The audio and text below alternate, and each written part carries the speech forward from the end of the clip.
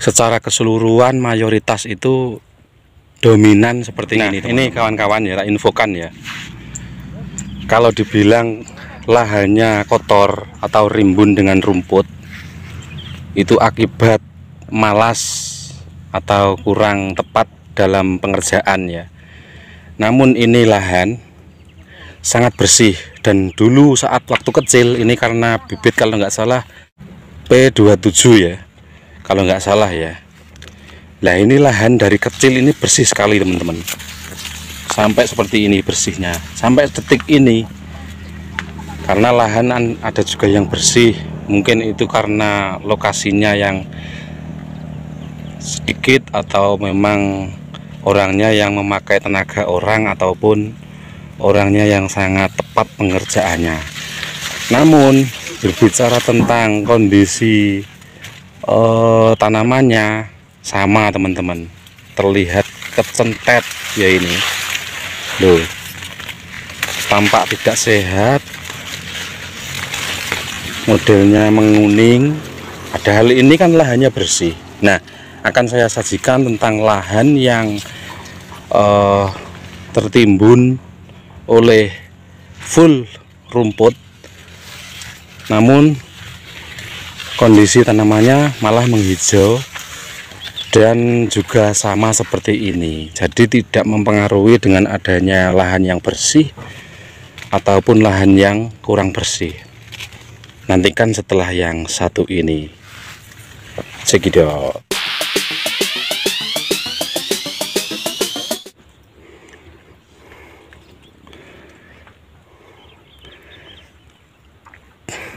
Timeline sudah disiapkan, berbagai macam kebutuhan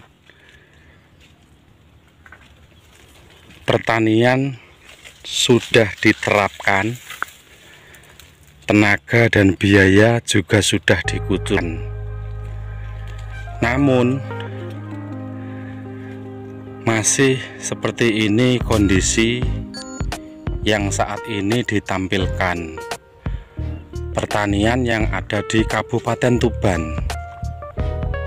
Nah, 85% kondisi lahan para petani secara keseluruhan mayoritas itu dominan seperti ini teman-teman.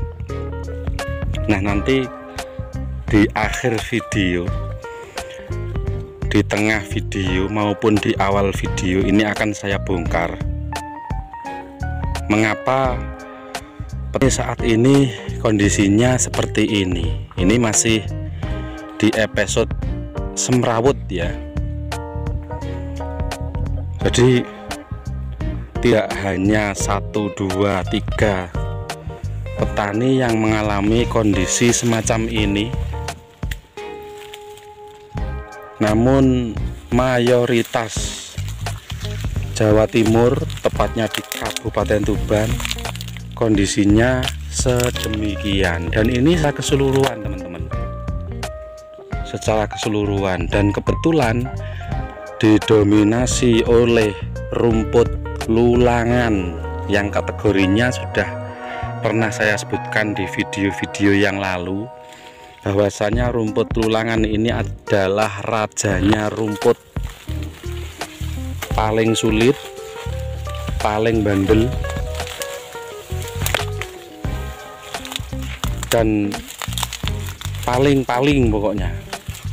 Nah, ini di semua lahan, bukan lahan yang saya video atau yang saya dokumentasikan ini. Nah, kondisi dan situasinya seperti ini, dilalap atau dimakan buntel rumput ya. Bahasanya kalau orang sini menyebutnya ini kebuntel suket. Nah, tapi seperti yang teman-teman lihat, saat ini di musim kedua tanam, atau orang sini menyebutnya itu musim apitan teman-teman. Tapi ini baru ada di tahun ini. Dari sejak saya mengenal dunia pertanian masih kecil ya, hingga sekarang petani mengalami kondisi yang seperti ini baru kali ini. Dan ini akan menjadi sejarah yang paling diingat, akan menjadi sejarah yang paling memiriskan di kalangan dunia pertanian.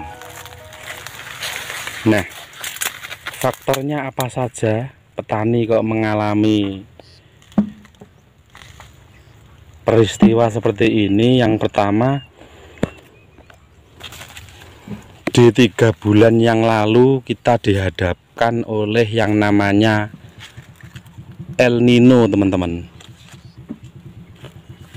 Nah, yang saat ini beranjak kita dihadapkan La Nina. Itu kalau bahasa dunia pertanian ya. El Nino sudah berlangsung atau berlanjut, dan sampai saat ini kita masih merasakan efek dan dampaknya dengan adanya hama ulat yang total-totalan menyerang di perkebunan jagung atau lahan jagung ya, yang juga saya sebutkan itu hampir 60-50 sampai 70% itu hasilnya memiriskan, alias banyak yang terbuang, yang saat ini disusul oleh Nina, yang kabarnya itu di berita-berita baik televisi maupun media sosial yang lain ya, itu akan berlanjut sampai Agustus. Itu kita dihadapkan oleh La Nina. Itu siklus pertanian ya teman-teman yang saya bicarakan, dan ini saya menginformasikan kepada teman-teman yang belum tahu ya, yang belum tahu. Dan kira-kira faktor-faktor yang saya sebutkan, kemudian dengan adanya video yang saya sajikan ini, apa hasil yang didapat teman-teman? Kalau misalkan di luar Kabupaten Tuban, di luar Jawa Timur itu tidak mengalami kondisi yang sedemikian, kan memang belum tahu atau belum pernah ya. El Nino itu secara definisi kan panas yang sangat terik sekali. Jadi kemarin kita dihadapkan dengan kekeringan alias El Nino. Jadi El Nino ini kakaknya El Nina, sekarang La Nina yang datang. Loh, ini secara total tertutup oleh derasnya rumput-rumput lulangan, teman-teman. Kemudian faktornya lagi, saat usia tanaman jagung yang sudah dipanen alias yang sudah hilang ya, saat ini kan ini musim kedua, itu sebelum atau masih sangat muda kateknya itu sudah ditanamin yang ini teman-teman, ditanamin yang ini, sehingga tenaga, pikiran dan biaya para petani yang ada di Kabupaten Tuban ini terforsir, alias bisa dibilang kehabisan tenaga, biaya, pikiran dan lain sebagainya. Akhirnya 85% saya simpulkan di berbagai wilayah pertanian yang ada di Kabupaten Tuban itu kondisinya sedemikian loh. Ini kalau bicara tentang peternakan yang bisa diambil atau di rate ya ini. Nah, ini setinggi 1 meteran rata-rata, dan ada yang lebih bahkan ini rumputnya ya loh, seperti ini. Dan ini merata loh teman-teman, sampai sana juga ini loh, merata sampai sana.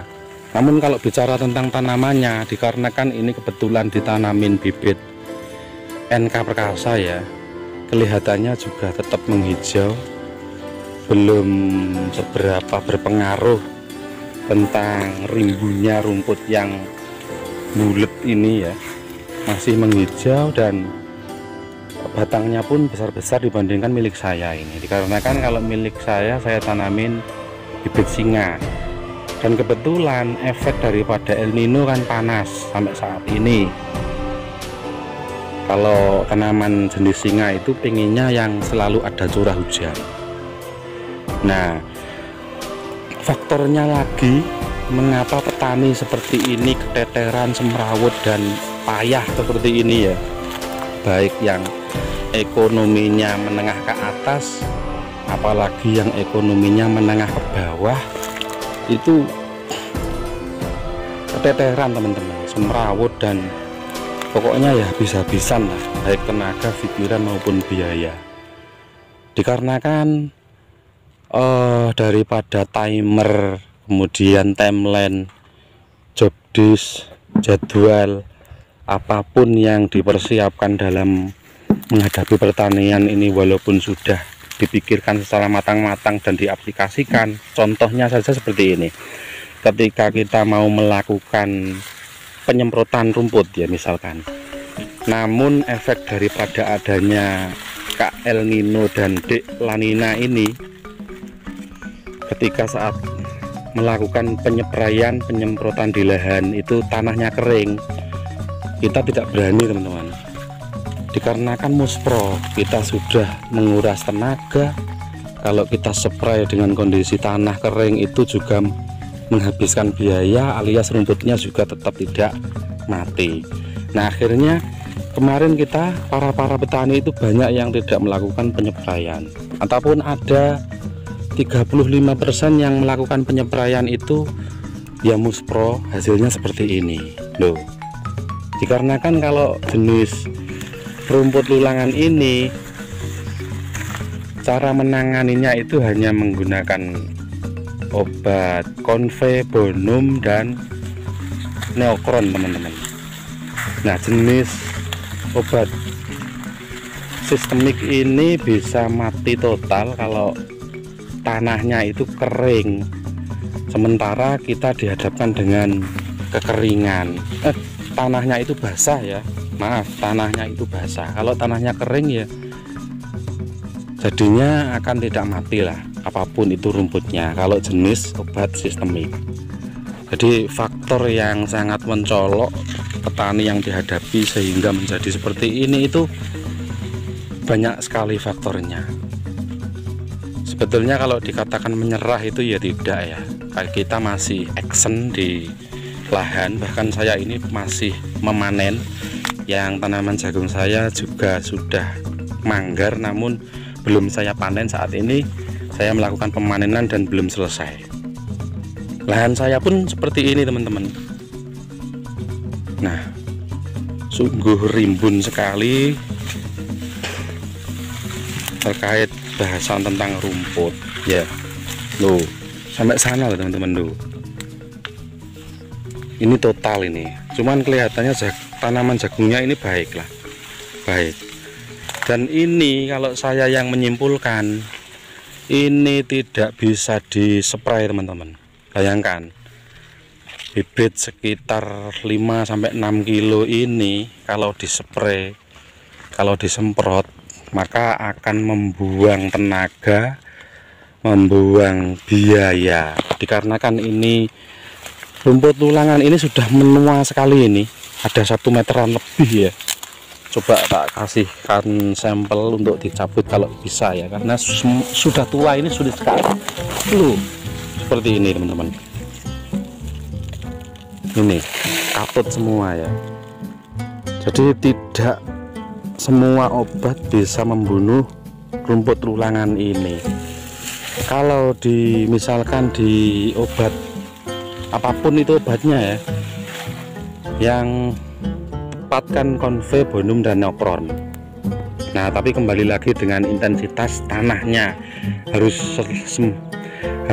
basah ya, pokoknya pol basah. Kalau tidak basah ini nganggur, karena sangat kandelnya rumput-rumput yang ada di lahan ini teman-teman. Coba bayangkan kalau misalkan ini di pesik. Nah kalau di pesik ini memakan waktu yang sangat lama loh, memakan waktu yang sangat lama sekali. Ini bisa berbulan-bulan kalau hanya 1 orang saja loh. Kalau ini diobat menghabiskan banyak obat berliter-liter, ini bisa habis, kalau tidak salah ini bisa habis 4 liter lah sampai 5 liter. Dikarenakan jangkauan penyepraian kalau rumput yang tebal seperti ini harus sampai di daunnya, kemudian harus sampai basah di tanah dan akarnya. Kalau tidak seperti itu nganggur ya. Nah, semakin memiriskan ya teman-teman. Jadi faktornya itu. Kemudian apa yang bisa diambil dari video yang saya tampilkan ini? Kalaulah nanti di tempat teman-teman ada fenomena El Nino, kemudian ada La Nina, itu adalah faktor yang sangat menjadi kendala besar bagi para petani khususnya. Dikarenakan yang tidak petani saja itu merasakan dampaknya panasnya di berbagai wilayah, apalagi di kalangan pertanian. Lagi-lagi malah ini tempatnya, tanahnya tanah merah, petani tada hujan ya. 3 hari saja tidak ada hujan ini sudah kering. 3 hari saat ini misalkan ada hujan, kemudian 3 hari ke depan tidak ada, itu sudah kering teman-teman. Itu ya gambaran petani tada hujan ya. Sangat-sangat membingungkan untuk profesi pertanian saat ini loh. Ini sudah sebahu saya padahal ini teman-teman, tanaman jagungnya sebahu, dan rumputnya pun mengimbangi kapasitas daripada tingginya tanaman jagung loh. Total ini bukan hanya di satu titik, namun seperti yang saya bilang ya teman-teman, ini 85% dirasakan oleh seluruh petani yang ada di Kabupaten Tuban. Nah itu ya, jadi diharapkan kalau ada video yang saya sampaikan ini ada nilai positifnya. Kalau ada fenomena El Nino, teman-teman bisa mengambil referensi baik di Google, di YouTube maupun di televisi. Untuk petani itu harus waspada daripada penyiapan lahan, kemudian obat-obatan yang tepat. Dikarenakan kalau biasanya musim penghujan nunggu gulma dulu, dikarenakan pengiritan. Kalau gulma sudah sekitar setengah kilan ya, setengah jangka, itu baru dispray, itu termasuk pengiritan. Namun kalau saat ini tidak bisa seperti itu, dikarenakan sulitnya menentukan kapasitas intensitas hujan loh.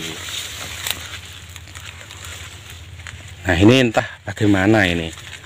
Kalau biasanya dibiarkan, kalau di musim-musim apitan yang lalu itu dibiarkan, namun tidak seperti ini, masih standar lah, masih belum dikalahkan. Kalau ini kan bisa dikatakan sudah kalah lah ini tanaman jagungnya, seperti itu.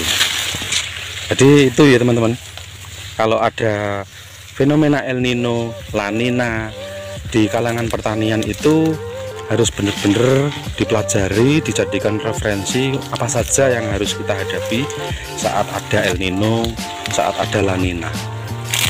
Jadi tidak usah menunggu, contohnya begini, tidak usah menunggu waktu ketika sudah ditumbuhin oleh gulma-gulma. Langsung ketika ada intensitas hujan basah tanahnya, kita langsung lakukan penyepraian seperti itu, sehingga nanti tidak diketeteran seperti ini. Nah tapi apalah daya, dikarenakan ini sudah secara keseluruhan petani di Kabupaten Tuban itu rata-rata sedemikian. Terima kasih teman-teman, mudah-mudahan bisa menjadikan ini referensi, kemudian motivasi, dan semoga bermanfaat bagi teman-teman yang belum pernah menghadapi dalam profesi pertanian adanya El Nino dan La Nina. Ya mudah-mudahan menyimak video ini. Terima kasih, semoga bermanfaat. Saya akhiri, wassalamualaikum warahmatullahi wabarakatuh.